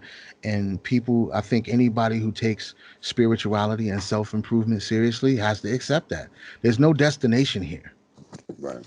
There's no destination. It's a lifelong journey to continue self improvement and just try to be the best that you can and try to study and read or whatever it takes. For some people, it might not necessarily be studying. They might find it all in their own meditation. But Yeah, whatever it is, whatever discipline or modality you put into your life and use it for that purpose, for self improvement, then that's where it's at. Anything can work because of the way our brain works. There's no one correct way to do it because anything that you decide is working for your well being is going to work for your well being. yeah, exactly. It's customized for yourself, bro. Absolutely. Customized experience, yo. Whatever the thinker thinks, the prover proves, yo. My homie, yo. Robert Anton Wilson. Whatever the thinker thinks, the prover proves. So, whatever conclusion you have in your head, whatever you say to yourself, your brain will find a way to make it true.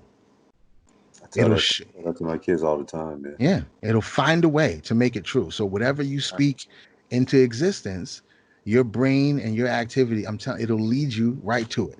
Which is right. why people find so much anger and hate in the world is because they've already reserved that that's what it is. Yeah, 100% correct, man.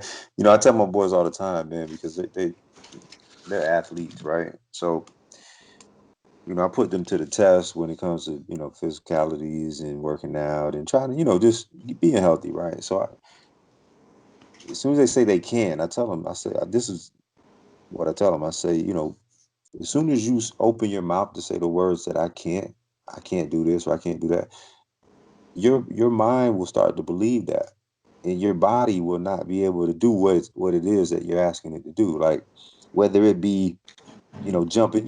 When you're a kid, when you're a young boy, you're always trying to jump up and see if you can touch the top of the doorway, or reach up and grab that branch. Oh yeah. And it's like, so we'll be out at the park. And I'm like, yo, reach up there and grab that branch, man.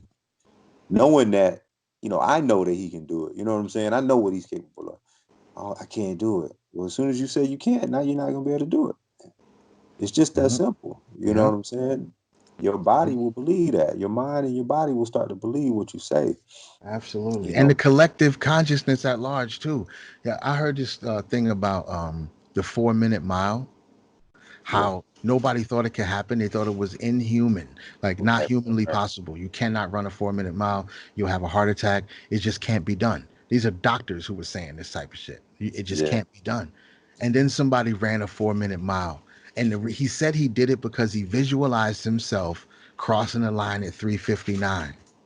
He just kept visualizing it while he was running. So he crosses the line, of course, with a second, less than a second, right, to spare. And Right. once he did it, like 15 other people did it over the next few years Right. because it was introduced into the human consciousness that it could happen. So now Bingo. they was like, oh, I can do it. Oh, word, let's do it then. Bingo. It's crazy. It's unbelievable. When you see shit like that, you're like, yo, what changed? There was no change in human evolution. Yeah. Nothing changed. The only thing changed was people's perspective and consciousness about the 4 minute mile. That's Yeah. the so when you see things like that and lessons, these are things that are teaching you about the fabric of reality. This is not just about the human spirit, which is also part of it. That's important, but Right. it's the fabric of reality. It's the laws and principles of our world that are being displayed right here. We're showing you the matrix Yeah. Real talk. Real for talk. real, for real. And when you Bending really spoons for real. yeah, when you and then once you realize, right after you've been the spoons, you realize there is no spoon. Yeah. That's the next lesson. Oh. That's the next Don't. lesson. That's real Yeah. shit, bro. I take that shit seriously because I've seen like I said, I'm a skeptic, bro. And I'm talking about the matrix and manifestation. It's real shit. When you change Yeah. your perspective, the world changes around you. Yeah. The 100%, man. I agree. I agree. world changes around you. So it's a lot of things that we experiencing that Yeah. we could have a big effect on. We could be changing our entire experience if we gave ourselves enough credit to understand how much power we have in our own reality. And Yeah. that's just, I'm just trying to be example of that, because I know you can't really teach people nothing. You can't tell people nothing. You just got to live it and act it out, lead by example. And anybody who sees it will understand what it is. Right. And I get that from you. You know, I definitely get that from you, from your vibe and stuff like that, man. Um, it's evident, you know what I'm saying, in the way that you move and shit like that. So, um, Respect. yeah, it's crazy, man. I mean, I think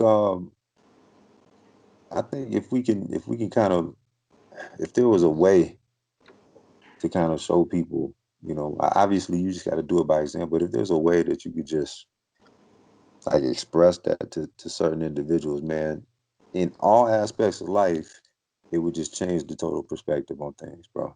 Yeah, Yeah. absolutely. 100%. It's like the art of war.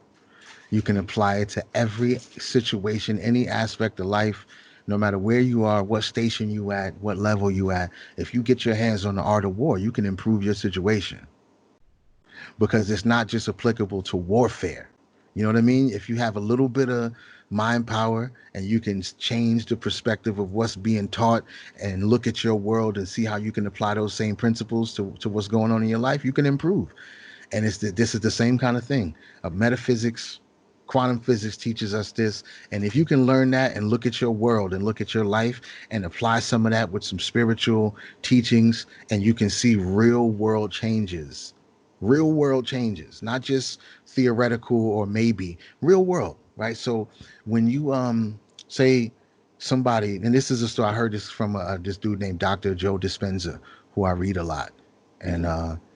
he's into neuroscience, right? So say they said a guy's driving to work, somebody cuts him off in traffic, right? He gets angry, and he gets to work and he tells a story about how angry he is about somebody cutting him off, and he doesn't get over it for 2 or 3 days. So a week can go by, and the person could really still be internally upset about something that happened a week ago. Yeah. And it's something as simple as getting cut off in traffic or some situation in a relationship or anything, right? So now it's not just that situation that happened in that moment. You carry that energy, you carry that emotion for a week, 2 weeks, and it's a mood, right? That lasts for a long time.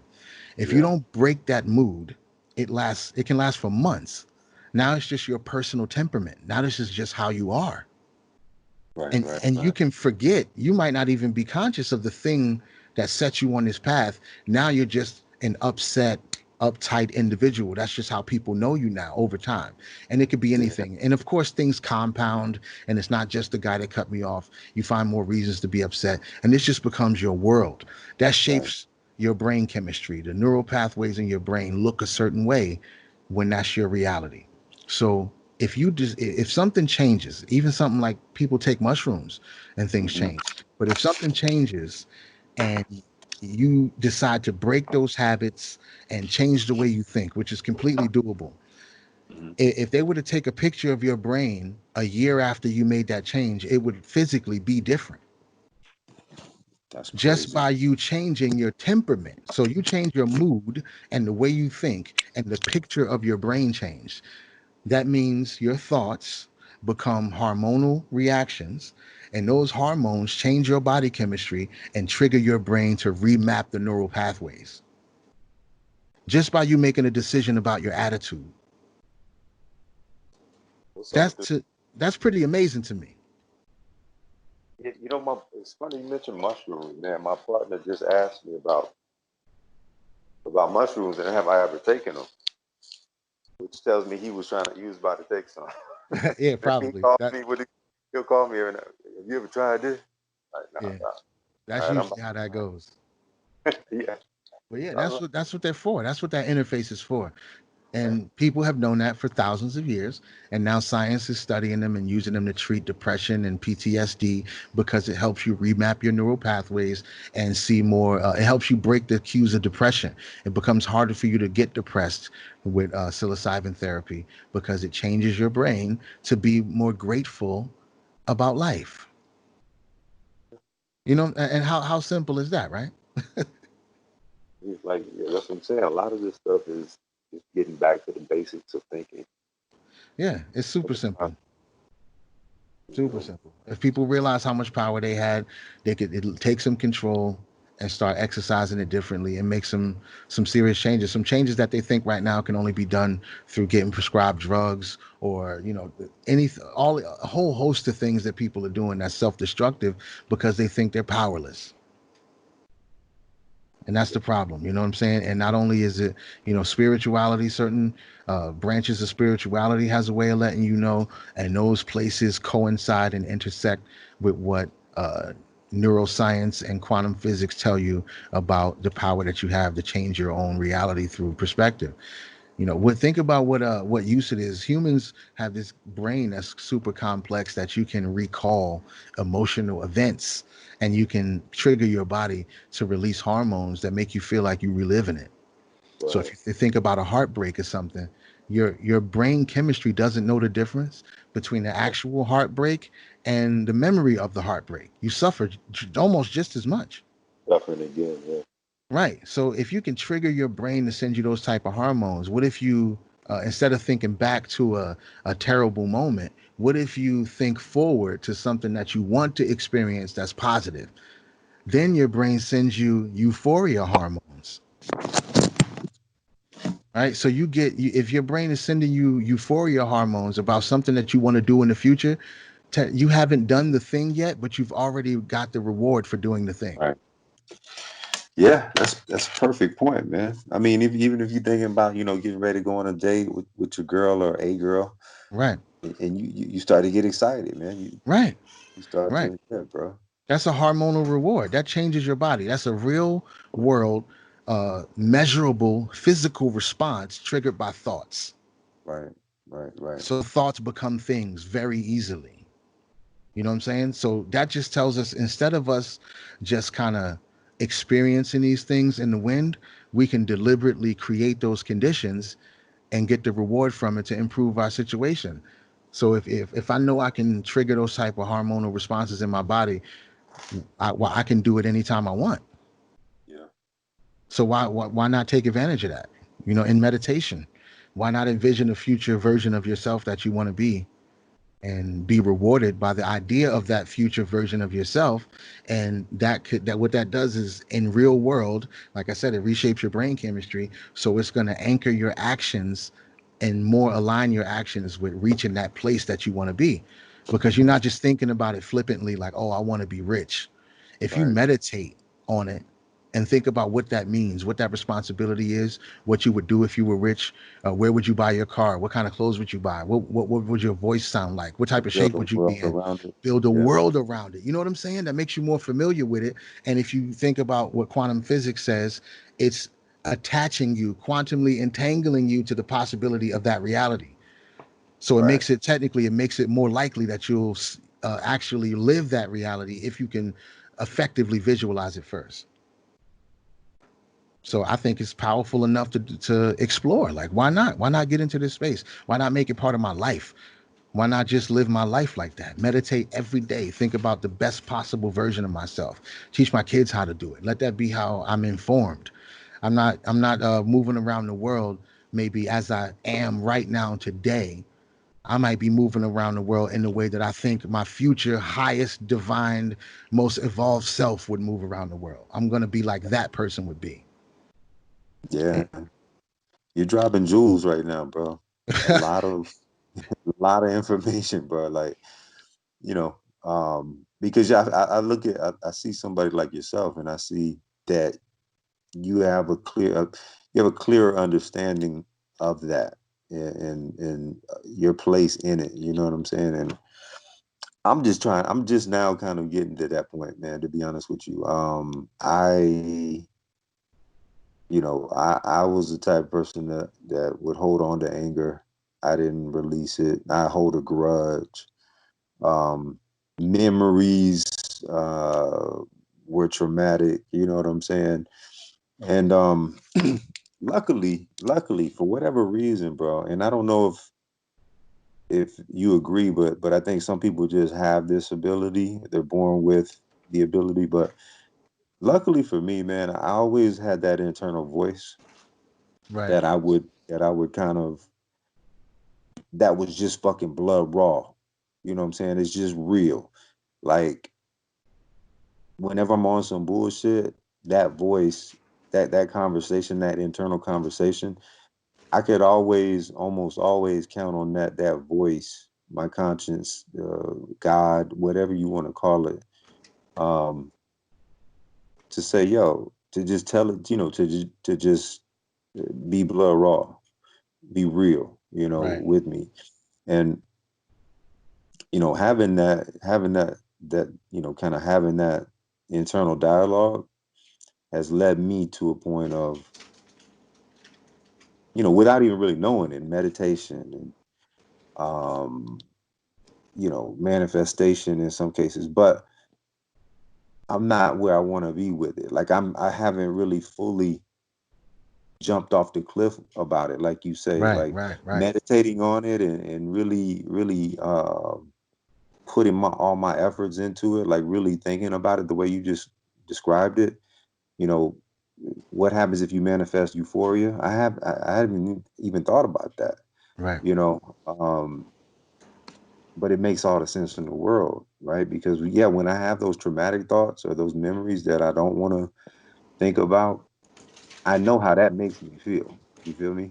Yeah. I Absolutely. know that feeling. Um, but to push that in a different direction, I have not really even done that, man. To It's be even honest it's with more you. powerful. It's You know what even I'm more saying? powerful.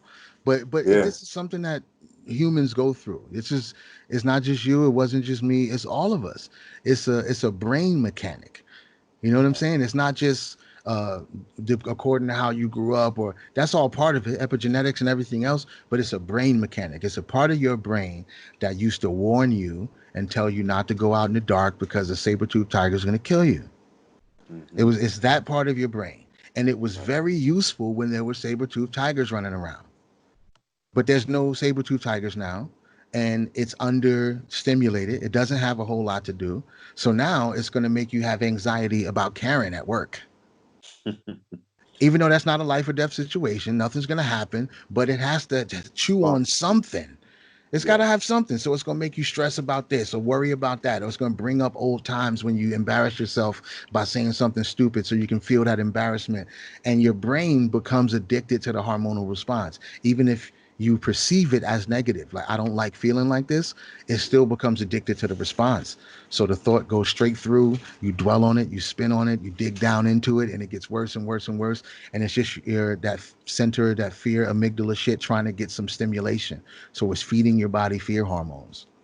It's crazy, man. That's all it is. That's Crazy. exactly what it is. And when you think about it as a mechanism that can be turned off if you don't want it, then you can do that. But I told my homie before too. It's like when we're engaging with our brain like this all the time, constantly, we go. And most of us are experiencing this type of anxiety, these type of feelings, pretty frequently. Because you don't have to be daydreaming for an hour.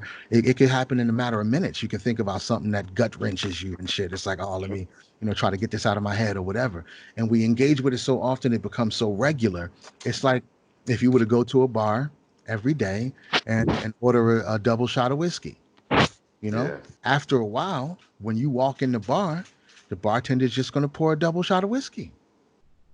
So after a while, your brain doesn't ask your permission to go into these places to feed you these chemicals anymore. It just does it on its own. It's just running a sub program. It's like, well, every so often you get upset. So instead of me waiting for you to get upset, I'll just feed you a prefabricated reason to get upset because you've made this interaction and exchange so many times. So it just does it without your consent. And that's what's happening when we get into these places. It's just running a program like a computer would to try to stay efficient. So we got to step above our own programming to break that habit. The only way to break those is to stop yourself in the middle of it and replace that thought with a different type of thought.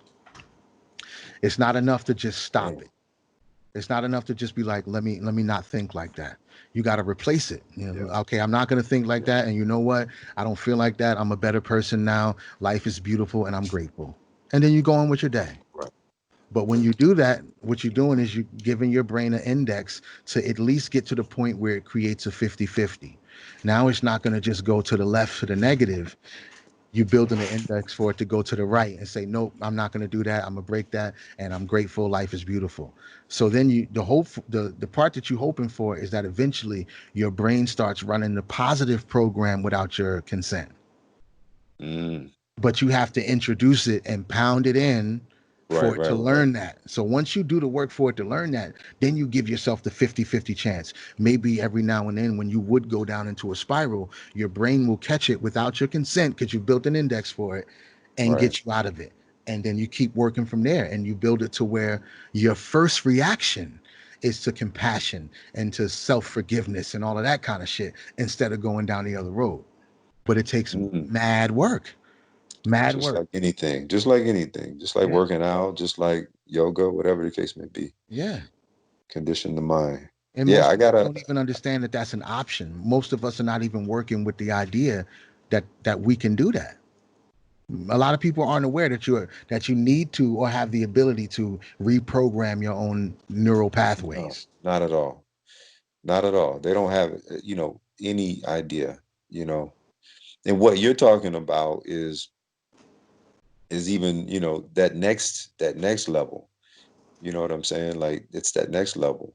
Yeah. You're aware, and now you're not only are you aware, but now you're actively involved in mapping out the course that Right. you want to take. Um, and I think I'm somewhere in the middle. Like I'm just becoming aware of what could be possible, um, but how to use that information. What types of exercises. It's just like going to the gym, bro. Like I'm gonna just equate it to the gym. I've been a gym rat in the past. Always been playing sports, etc. So if we look at it as the same thing, I'm new to the gym. you know, Right. I'm doing some exercises the wrong way. I'm pulling on some things I'm supposed to be pushing on. I'm on this Yeah. machine. I'm upside down. But The I'm important part is you feeling at the gym. better. I'm at the gym, You bro. at the I'm gym. at the gym. And when I leave there, I'm feeling better. Dope. And and that's kind of where I'm at with it now. And I'm trying to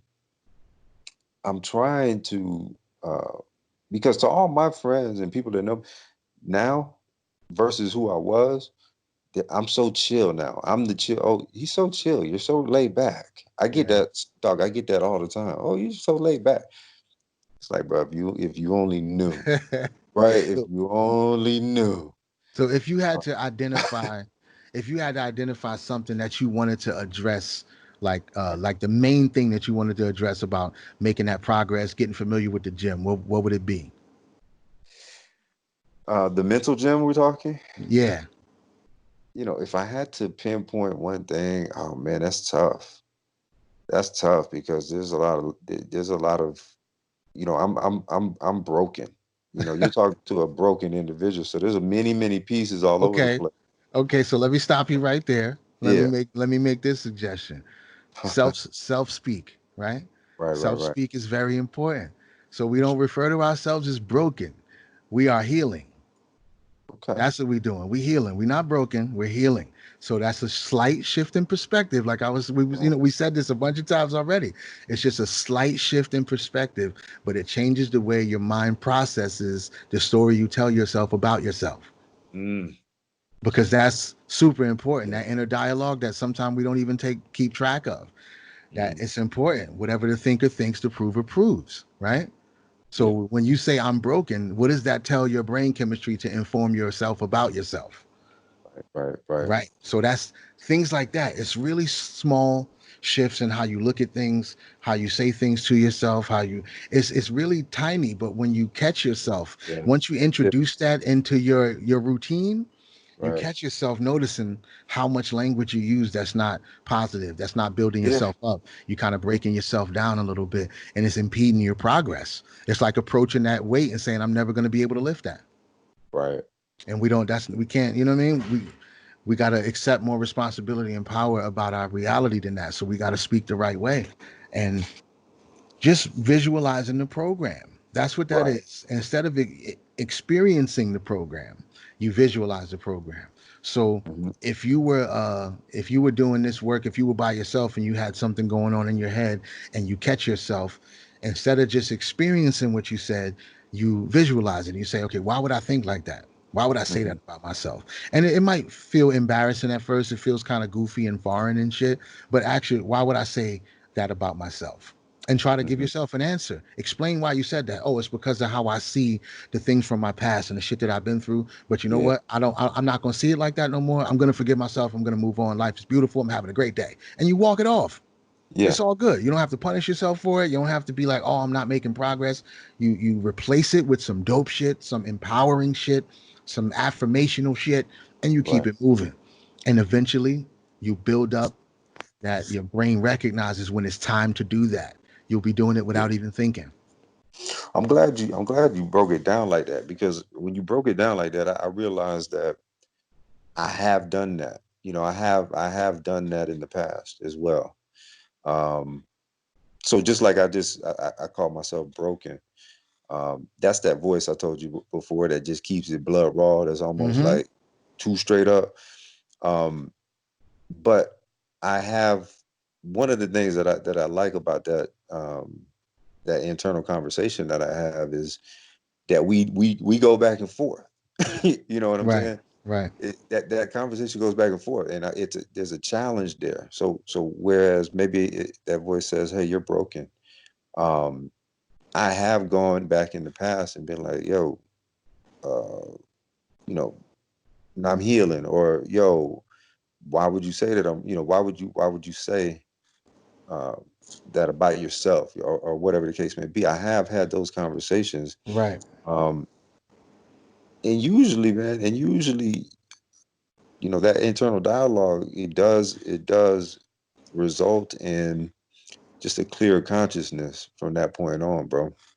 But there's times where I don't do it. You know what I'm saying? And I think that comes with practice, like you were saying, just making it a almost an automatic. Do it so much until it becomes that automatic thing, Yeah. man. Yeah. And that's the part I think I'm gonna really try to work on that. I'm gonna focus on that and Yeah. see It's a dope thing, what that man. what that You'll does. notice a lot. You'll notice a big difference, guaranteed, Yeah, because when you start to observe your own programming, that's literally like Neo stepping out of the matrix and seeing the green digits and shit like that. When yeah, you yeah. start to observe that part of your Right, consciousness, your thinking patterns and things like that, then you get into the root of how to heal these things and reshape it. Because if all you're doing is experiencing it, you're just a victim of your own thoughts.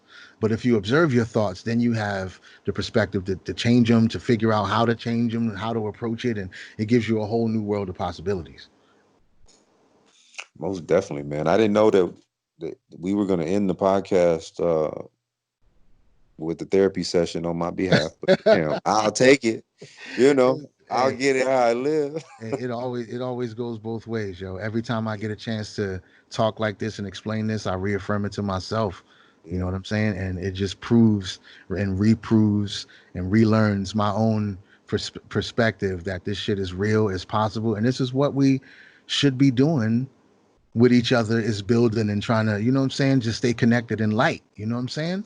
Because with everything going on and the way the world has been, it's all, it's, of course it's compounded and everything now, but it's been a bunch of fuckery and ratchetry for a long time. You know how people treat each other online, and why shouldn't we be spending some time trying to connect and build and then make it available for other people to listen to, so they might be able to gain something from it or make some type of perspective shifts and improvements in their own life. It's this what it's about, man. This is what I'd rather be spending my time doing. right. And men don't talk like this, man. I mean, that's another thing. It, True. it doesn't Very happen true. enough.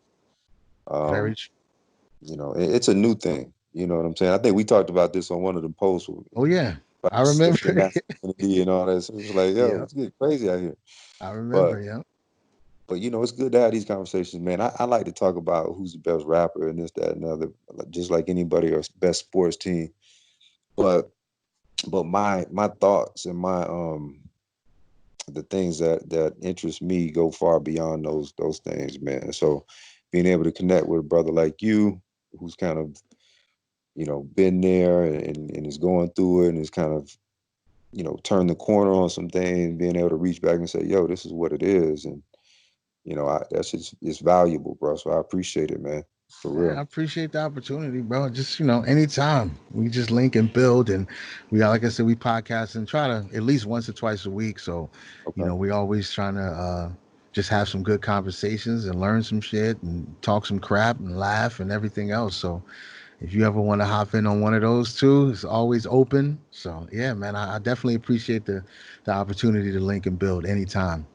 Most definitely, bro. Well, yeah, make sure you send me the link to this, man. I'm gonna put it up on my page as well. And, um, the door is always open as well, man. Good luck to you, bro, on everything, man. Absolutely, man. Enough respect. Well, hit me up anytime, man. You know what I'm saying? We can always build anytime. All right, my brother. All right, respect. Be safe. Be safe. Peace. Yeah.